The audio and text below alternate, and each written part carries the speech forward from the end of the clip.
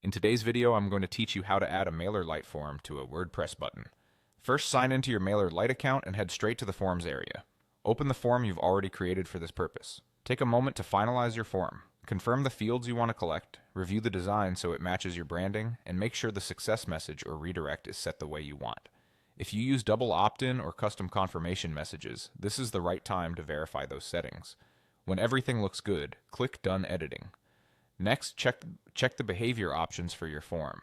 This is where you'll fine-tune how the form acts.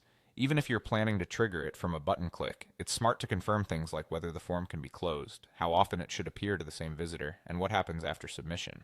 Make any needed adjustments, then click Next to proceed. On the form's overview page, scroll down until you find the JavaScript tracking snippet section. Switch to the Show on Click Event tab.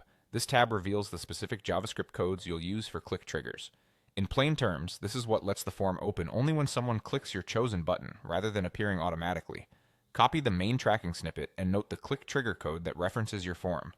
Keeping both handy will make the next part smooth. Now add the tracking snippet to WordPress. The main snippet needs to be placed in the section of your site so that the form logic loads on any page where you might use it.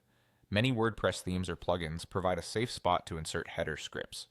If your theme includes a header scripts field, paste the snippet there and save. If you use a header and footer scripts plugin, open it, place the snippet in the header area, and update.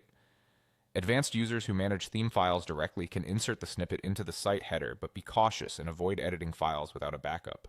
Whichever method you choose, add the snippet only once to prevent conflicts, save your changes, and clear any caching so the new code loads for visitors.